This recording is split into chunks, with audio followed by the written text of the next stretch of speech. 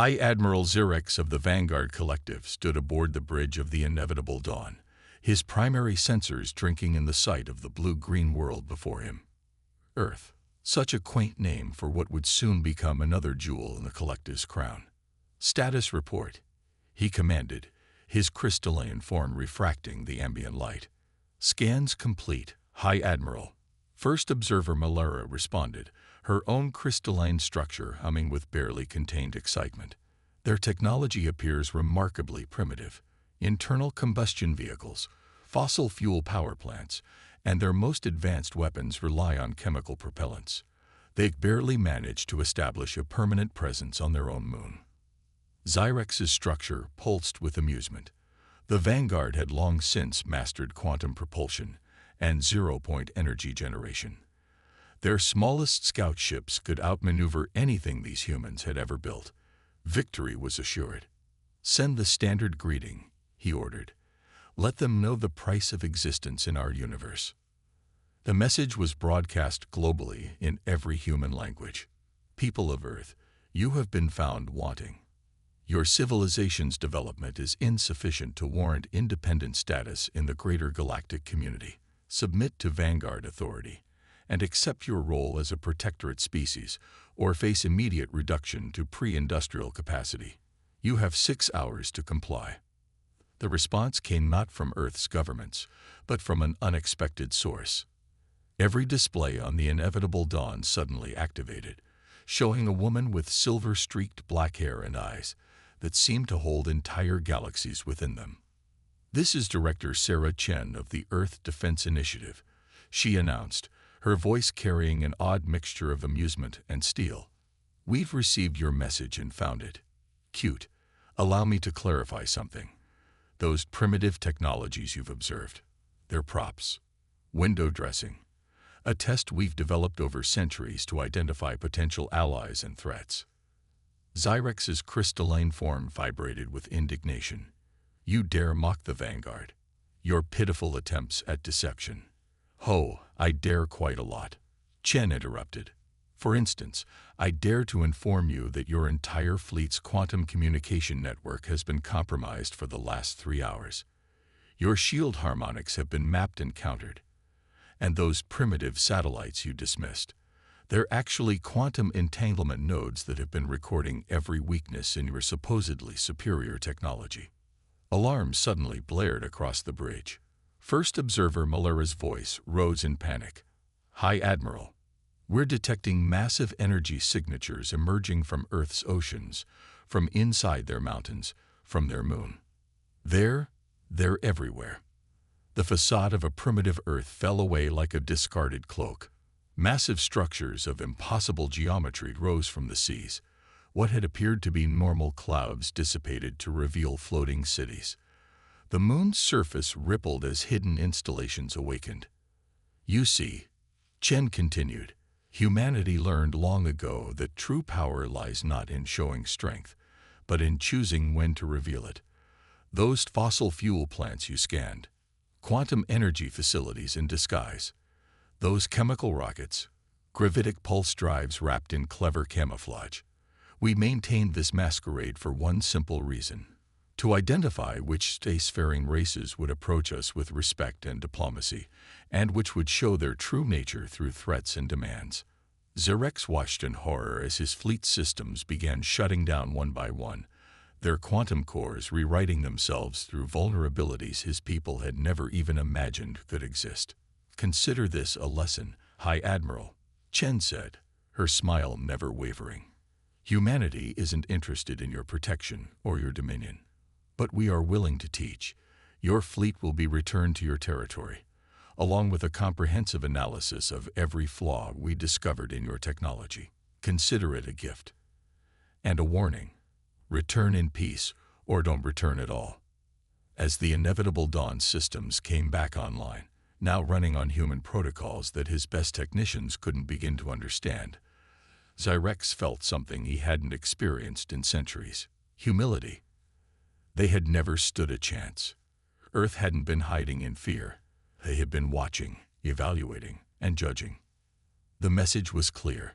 Humanity had surpassed the very metrics by which the Vanguard measured civilization, and they had done it so completely that they could afford to hide their true nature behind a mask of primitive technology. The real question was no longer whether Earth would submit to the collective, but whether the collective was ready for what humanity could teach them. As his fleet began its automated return journey, Xerxes realized that today marked not a conquest, but a beginning. The universe, it seemed, was far more interesting than the Vanguard had imagined. The Vanguard High Council chamber erupted in chaos as High Admiral Xerxes' report concluded. The crystalline beings' forms pulsed with various frequencies of light, their equivalent of shouting. Impossible. Council Elder Vix's form strobed angry red. No species could have hidden such advancement. Our deep space sensors would have detected quantum energy signatures. Unless Xerxes' own form dimmed to a thoughtful blue, they found a way to mask those signatures. Everything we thought we knew about Earth was carefully constructed. A masterful deception centuries in the making. The chamber's massive display activated unexpectedly, showing Director Chen once again. Several council members instinctively shifted backward, their crystalline forms crackling with surprise. "I hope I'm not interrupting," Chen said, appearing completely at ease addressing the leadership of a civilization that had just threatened her world. "But I thought you might appreciate a proper explanation of what you encountered. Consider it a professional courtesy. You dare breach the High Council's private chambers." Elder Vix flared crimson again. "Breach implies we weren't already here," Chen smiled. "Your quantum security protocols are quaint, but that's not why I'm here. I want to show you something." The display split into multiple feeds, showing various locations across Earth. What had appeared to be ordinary office buildings shifted and transformed, their surfaces rippling as advanced metamaterials revealed their true nature. Vast research complexes emerged from beneath mundane facades. Orbital platforms shed their satellite disguises, revealing city-sized installations. For the past 3 centuries, Chen explained, humanity has maintained what we call the primitive initiative. Every piece of visible technology on Earth has been carefully designed to appear at least 2 centuries behind our actual capabilities. Those internal combustion engines your scans detected, quantum drive cores wrapped in holographic shells, the chemical rockets, gravity manipulation systems hidden behind a smokescreen of fire and fuel. The Council watched in stunned silence as more revelations unfolded. What they had dismissed as primitive nuclear power plants were actually zero-point energy harvesters. The crude internet their sensors had detected was a surface-level network floating atop a quantum computing infrastructure that spanned the solar system. But why? Xerxes found himself asking, why expend such effort to appear weak? Because strength isn't just about having power, it's about understanding when and how to use it, Chen replied. Every advanced civilization we've encountered has fallen into one of 2 categories: those who approach others with diplomacy and respect, and those who mistake technological advantage for moral authority. Your response to finding what you thought was a lesser species told us everything we needed to know about the Vanguard Collective. A new image appeared, showing a massive facility deep beneath Earth's surface. Inside, thousands of humans worked alongside artificial intelligences and energy beings, all focused on projects that made the Vanguard's most advanced research look primitive by comparison. "We've solved problems your scientists haven't even discovered yet," Chen continued. "Mastered principles your philosophers haven't conceived. Not because we're inherently superior, but because we learned long ago that true advancement comes from cooperation, not conquest." Elder Vix's form had shifted from angry red to a more contemplative purple. "You're revealing this now because you need to understand the choice before you," Chen finished. "The Vanguard Collective can continue its current path of expansion through intimidation, or it can join us in something far more interesting. We've been watching your civilization for decades. You have potential, but you're stagnating, trapped by your own assumptions about how the universe works."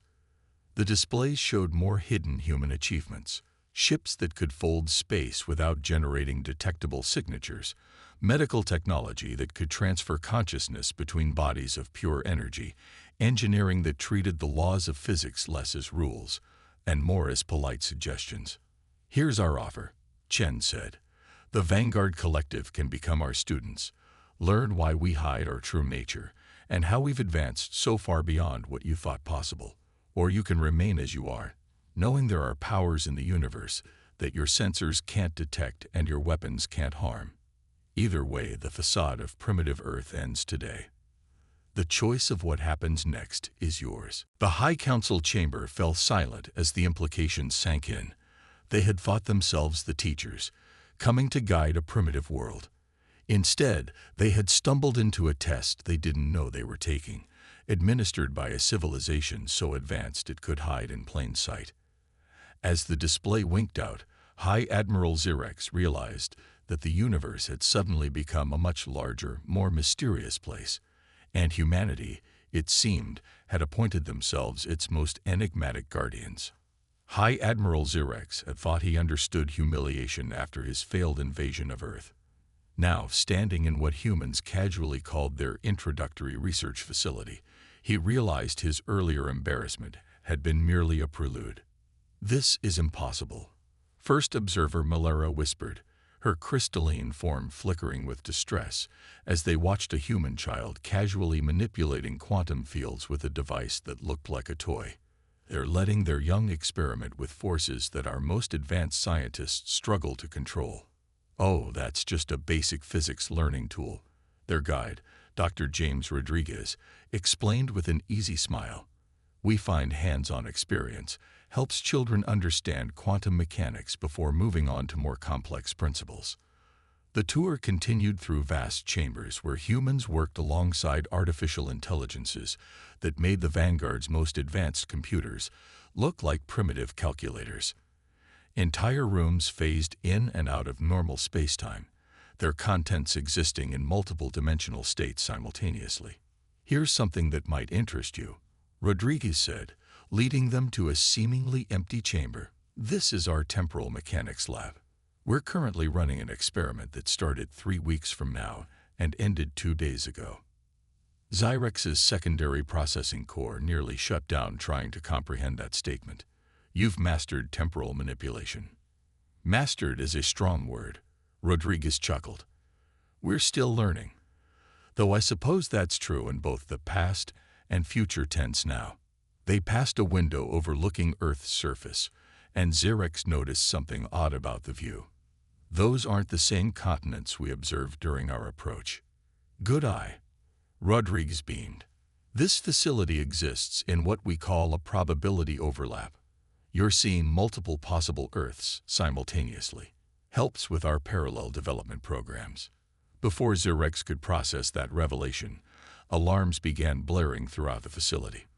Rodriguez checked a device on his wrist, a computer more powerful than anything in the Vanguard fleet, disguised as a simple timepiece. "Ah, perfect timing. Would you like to see how we actually defend Earth when necessary? We've got some uninvited guests arriving." The view outside shifted, revealing a massive fleet dropping out of faster-than-light travel. The ships bore the distinctive mark of the Nexus Dominion, another expansionist empire that had apparently made the same mistake as the Vanguard. "Shouldn't we return to a secure location?" Malera asked, her form pulsing with concern. Rodriguez laughed. "You're about to see why that's unnecessary. Director Chen, would you like to handle this one?" The familiar figure of Sarah Chen appeared on every display surface in the facility. "With pleasure. Let's give our Vanguard friends a demonstration of actual Earth military technology." The hidden Earth they had glimpsed during their failed invasion was nothing compared to what emerged now. The planet's atmosphere rippled as layers of quantum shielding activated. Orbital platforms that had appeared to be simple satellites revealed themselves as weapon systems that defied conventional physics. "We usually try to resolve things peacefully," Chen explained as the Nexus fleet approached. "But sometimes you need to be a bit more direct." A single pulse of energy rippled out from Earth. When it reached the Nexus fleet, every ship simply stopped. Not destroyed, not disabled, but frozen in a moment of time. Temporal stasis field, Rodriguez explained casually. We've isolated their ships in a bubble of slowed time. From their perspective, less than a picosecond will pass while we have a nice chat about their life choices. Chen's image smiled. Now watch this. She made a simple gesture, and the entire Nexus fleet began to move, backwards, retracing their approach vector perfectly in reverse. We're sending them back to their origin point, she explained. When they arrive, they'll resume normal temporal flow with no memory of their attempted invasion. Instead, they'll find detailed technical documentation of exactly how we stopped them, along with an invitation to establish peaceful diplomatic relations. Xyrex's primary consciousness struggled to process what he was witnessing. You could have done this to us. We could have done much more than this, Chen corrected. But you showed potential for growth. The Nexus Dominion has rejected peaceful overtures 12 times. Sometimes a more direct approach is needed. Direct. Malura's crystalline form vibrated with disbelief. You casually manipulated time itself as a diplomatic tool. Well, we find it more elegant than violence. Rodriguez shrugged. Now, shall we continue the tour? The quantum biology labs are particularly interesting. We're currently working on transferring consciousness into energy forms that can exist in 11 dimensions simultaneously. Still a few bugs to work out, but the test subjects seem to be enjoying the experience. As they followed their guide deeper into the facility, Xyrex realized that everything the Vanguard had thought they knew about technological advancement, about the very nature of reality itself, was hopelessly primitive. These humans hadn't just surpassed them. They were playing an entirely different game, on a level his people hadn't even imagined possible. And somewhere in the vast expanse of space, a Nexus fleet was about to arrive home with a very interesting package of reading material. The Vanguard Learning Center, once a proud military academy, now served a different purpose. High Admiral Xyrex watched as his people studied alongside human instructors, their crystalline forms shifting through spectrums of wonder and confusion as they grappled with concepts that redefined their understanding of reality. You're still thinking linearly, Dr. Sarah Chen advised a group of Vanguard scientists, their forms dulled with frustration as they attempted to grasp human quantum mechanics. Try to imagine time as a substance you can fold, not a line you have to follow. Xyrex approached her after the lesson. Director, there's something I don't understand. Even with everything you've shown us, your people continue to maintain portions of their primitive facade. Why? Chen's eyes twinkled with that now familiar look of knowing amusement. Walk with me, Admiral. There's something you should see. They entered a secure chamber where a simple wooden desk sat in the center. On it rested what appeared to be an ordinary pencil and paper. Pick up the pencil, Chen instructed.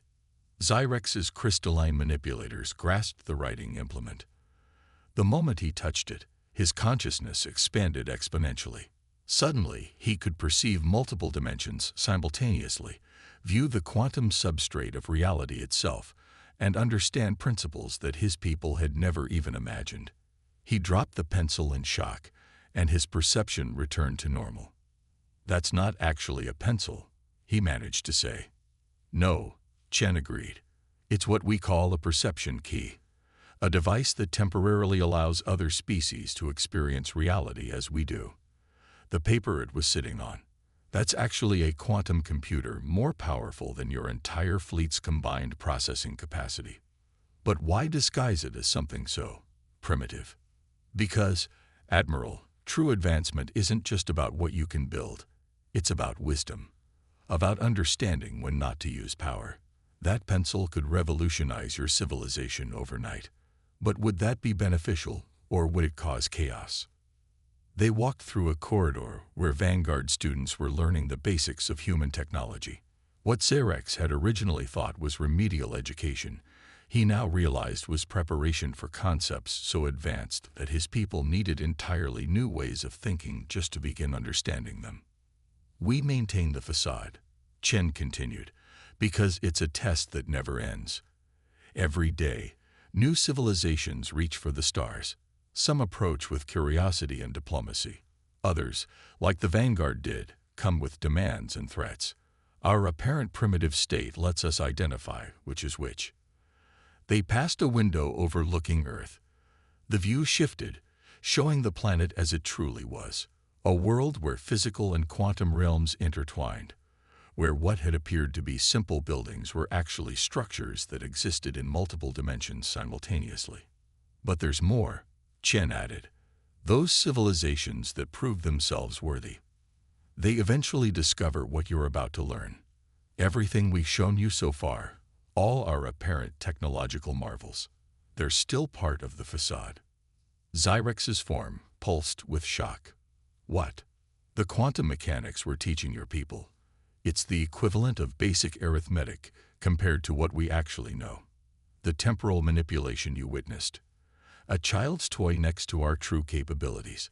We reveal our knowledge in layers, Admiral, because that's the only way other species can handle it without being overwhelmed. She gestured to a group of human children playing what appeared to be a simple game with colored blocks. Xyrex's enhanced perception from the quantum sensors he'd been given showed him the truth. The children were casually manipulating the fundamental forces of the universe, rewriting physical laws as easily as breathing. Your people have potential, Chen said. The fact that you're here, learning instead of retreating in fear or attacking in denial, proves that. But you're not ready for everything yet. None of the species we encountered are. Even the pencil I showed you was heavily filtered. The true experience would have shattered your consciousness. How? Xyrex's form flickered with a mixture of awe and fear. How did humanity achieve this level of advancement? Chen smiled that mysterious smile again. That's the question every species asks. And the answer is always the same. We'll tell you when you're ready. For now, focus on today's lessons. Learn why we hide our capabilities, not just how. Understand that technology without wisdom is just another form of primitive behavior. As if to emphasize her point, a human toddler wandered past them, trailing what looked like soap bubbles that Xyrex's sensors revealed to be miniature universes, each containing billions of galaxies. Don't worry, Chen laughed at his reaction. Those are just practice universes. They recycle themselves after a few billion years. Now shall we continue your lesson? I believe today we're covering why causality is more of a polite suggestion than a rule. Xyrex followed her, his crystalline form humming with a new frequency, one that human sensors would have recognized as the first glimmer of true understanding. The Vanguard had thought themselves advanced, had prided themselves on their technological superiority. Now they were learning what real advancement looked like, one carefully measured lesson at a time. 5 years after the failed invasion of Earth, High Admiral Xyrex stood before the assembled representatives of 50 spacefaring civilizations. His crystalline form now pulsed with frequencies that would have been impossible for him to maintain before his education by humanity. The Grand Chamber, hidden beneath the surface of Europa, housed beings from across the galaxy. Some physical, others pure energy, all here to learn. When the Vanguard Collective first encountered Earth, he began, we thought we understood power. We had mastered faster-than-light travel, developed quantum computing, and controlled the forces of gravity itself. We believed this made us superior. His form shifted to a humble blue frequency. We could not have been more wrong. Director Sarah Chen sat at the back of the chamber, watching with that same enigmatic smile that had haunted Xyrex's memories for years. Beside her, first observer Melara, now Earth's primary liaison to the Vanguard, manifested colors that indicated both pride and amusement. Humanity, Xyrex continued, taught us that true advancement isn't measured by what you can do, but by what you choose not to do. They could have destroyed our fleet, erased our civilization from history, or simply rewritten our consciousness to serve their wishes. Instead, they chose to teach. The chamber's walls shifted, becoming transparent to reveal the true nature of the solar system. Earth glowed at its center, no longer hiding behind its mask of primitive technology. The entire system pulsed with energy that defied conventional physics. every planet, and moon housing wonders that most species could barely comprehend. But the greatest lesson wasn't about technology at all, Zyrex said. It was about purpose. Humanity had achieved things we had never dreamed possible, yet they chose to hide their power, to present themselves as vulnerable, simply to understand the true nature of those they met. A hologram appeared, showing Earth as it had appeared to the Vanguard fleet, a seemingly primitive world of fossil fuels and chemical rockets. Beside it, the reality, a world that existed simultaneously across multiple dimensions, where the laws of physics were treated more like guidelines than rules. We learned that humanity wasn't just testing us, he revealed. They were preparing us, preparing all of us. He gestured to the assembled representatives. Because there are things out there, beyond the boundaries of our galaxy, that require more than just technological advancement to face. They require wisdom, unity, and understanding. Chen stood then, walking to join him at the podium. "Thank you, Admiral," she said, addressing the chamber. "What you've all learned over these past years, the technology, the physics, the manipulation of reality itself, it's been preparation. Because now, finally, we have enough species ready to understand the truth." The chamber's view expanded, showing not just the solar system, but the entire galaxy. And beyond it, shapes moved in the void between galaxies, things that defied comprehension even with humanity's advanced sensors. "We evolved differently than most species," Chen explained. "Where others saw physics as a set of rules to follow, we saw it as a language to be rewritten. While others reached for the stars, we learned to fold space itself, and in doing so, we discovered that we weren't alone in taking this path." The view shifted again, revealing other galaxies, other species that had achieved what humanity had. They were few and far between, separated by millions of light years, but they were there. "We call ourselves the Guardians," Chen said. "Species that have learned that power without wisdom is meaningless. We hide our true nature not out of fear, but because finding others who choose peace over power, understanding over dominance, is crucial for what's coming." "The entities you see moving between galaxies," Zyrex added, his form pulsing with newfound purpose, "they're why humanity maintains its facade, why they test each species they meet, because facing what's out there requires more than advanced technology.